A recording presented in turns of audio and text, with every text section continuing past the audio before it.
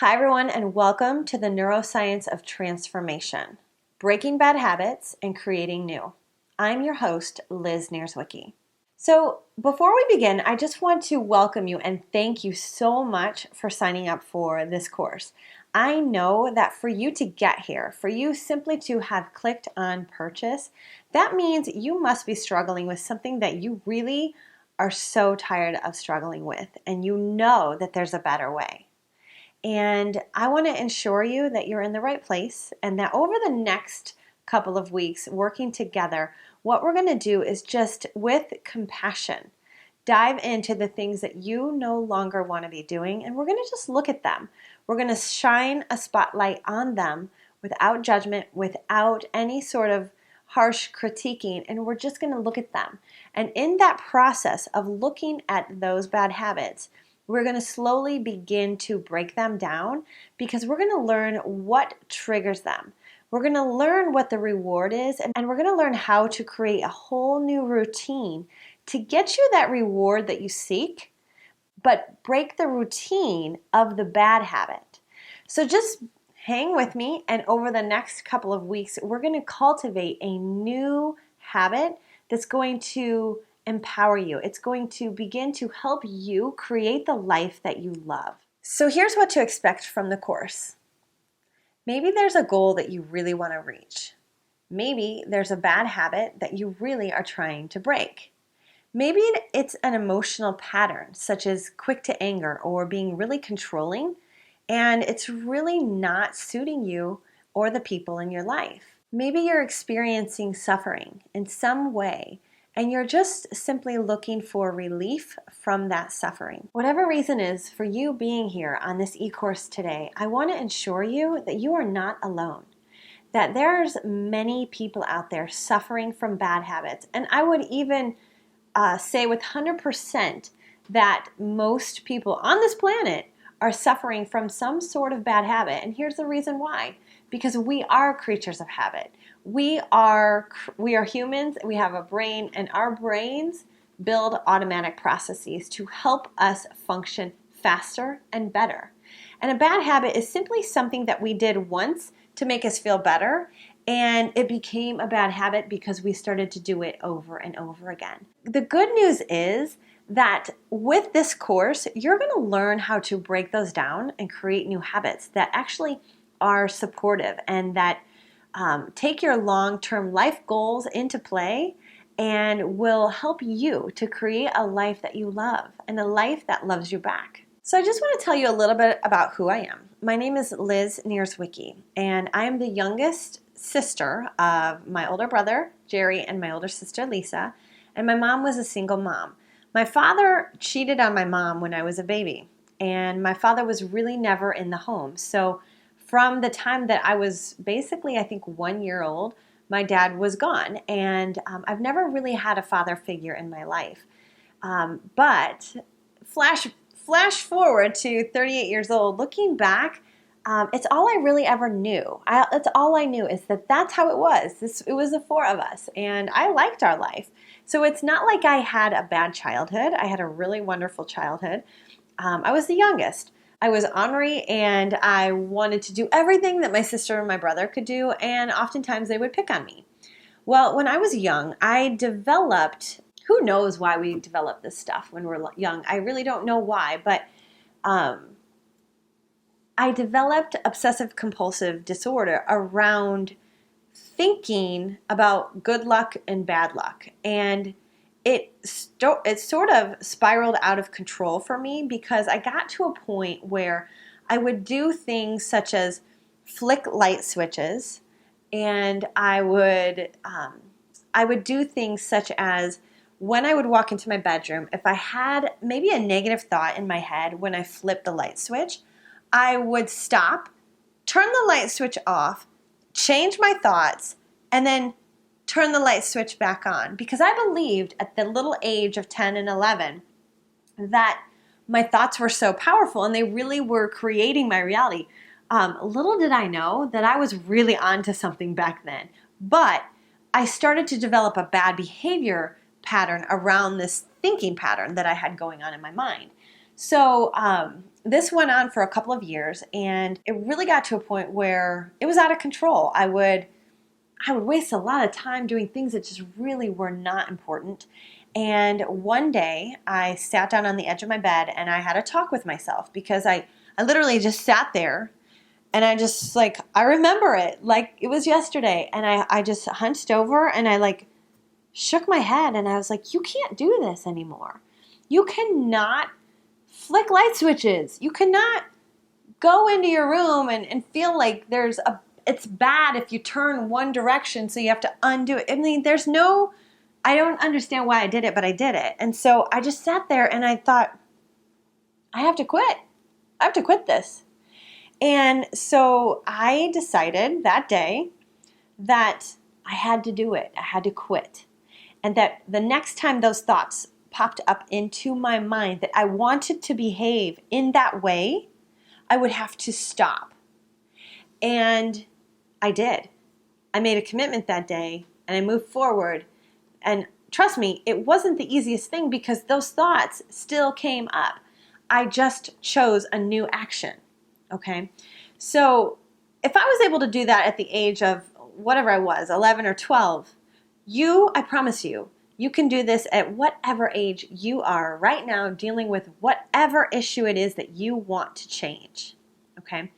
After that, I grew up. I went to college, and in college, I chose a pre-med. I was nutrition science, and I wanted strictly for myself to study psychology.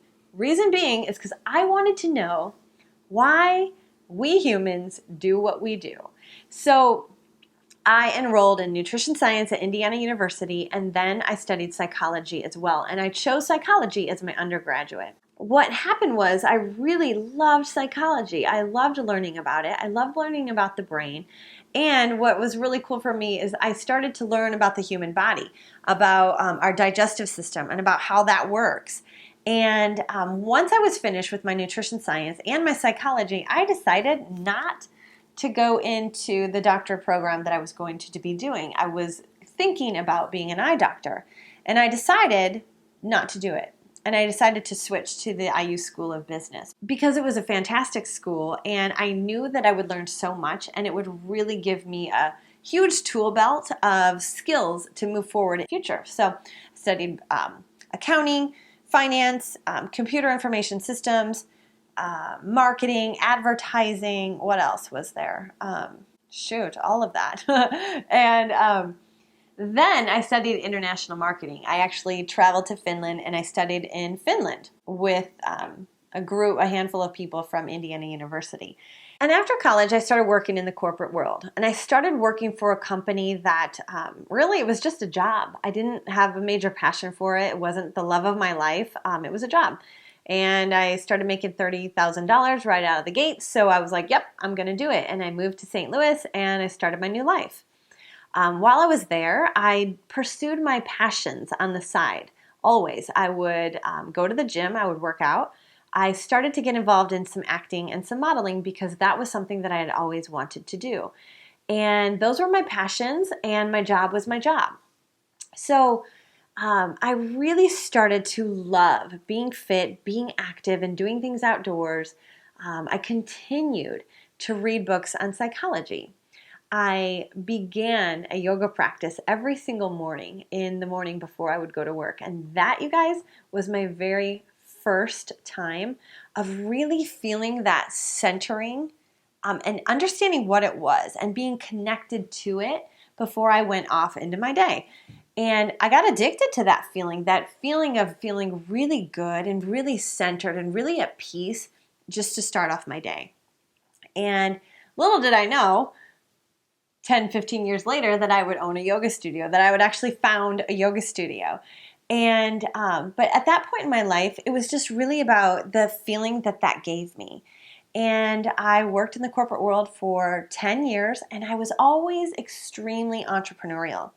I would, and I also loved love. I loved it.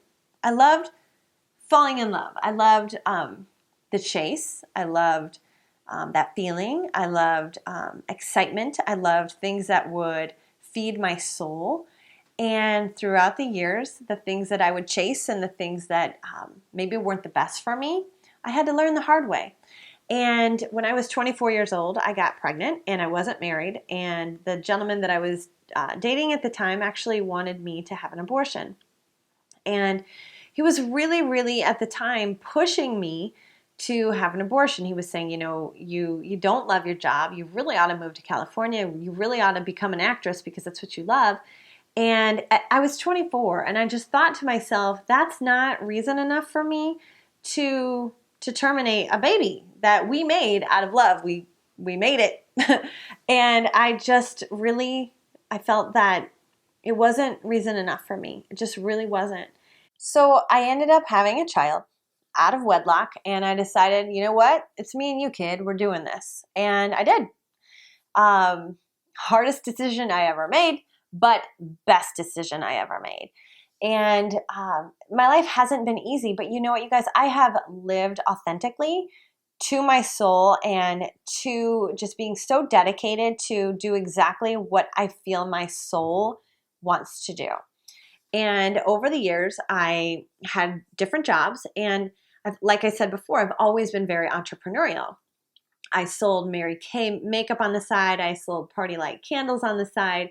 I was always in St. Louis when I lived there. I actually started a small company on the side where I used to close loans for mortgage brokers.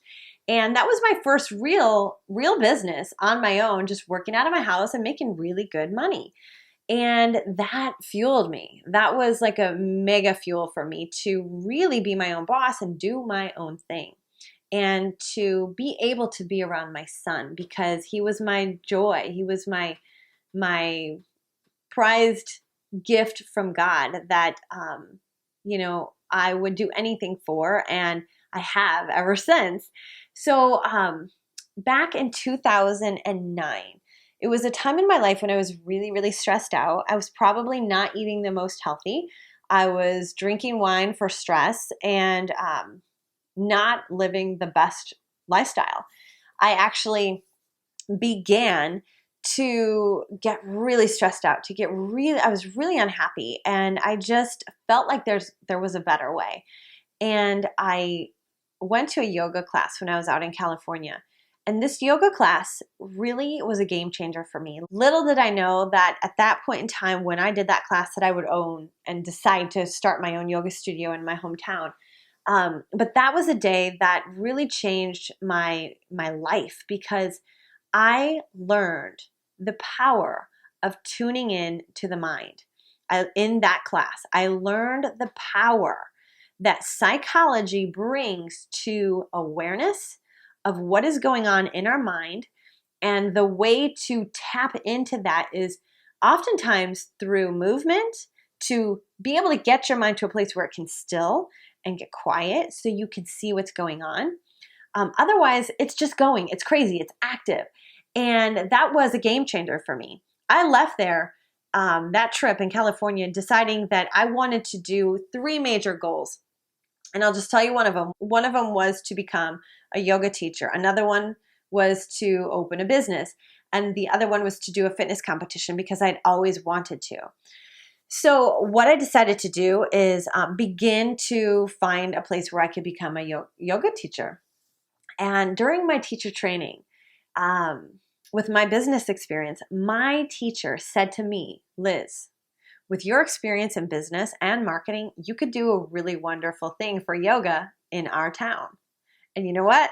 That's all it took. It was the light switch that went off in my brain to go, ding, ding, ding, this is what I have to do.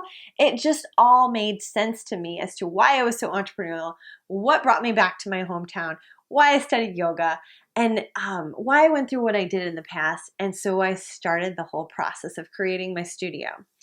And so flash forward, that was back in 2009 and 10. And so now it's 2016 and we're here together and I'm talking to you via a camera and we're in my home. And the reason is because I have been helping thousands of people over the years to connect to their soul and to connect to the stillness that is within. And if we do not connect to that place, and if we do not know how to do that, we're not going to be happy people. we're going to be all over the place. We're going to be turning to the wrong things for comfort.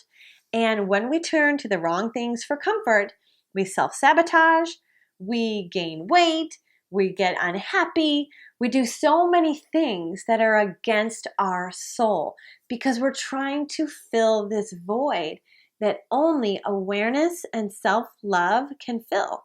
And it's beyond that, you guys. It's deeper than that. So what we're doing here today in this course is we're going to begin to identify the ways in which you are not being your own best friend, the ways in which you numb out, the ways in which you stuff your feelings and you don't face them, the ways in which you have fear and that fear holds you back, the ways in which you're not being confident and you're not taking control of your life. That is what we're going to do here in this course together. So my hope is that with this e-course, you're going to learn the tools and ways to approach change and transformation with courage, compassion, and integrity.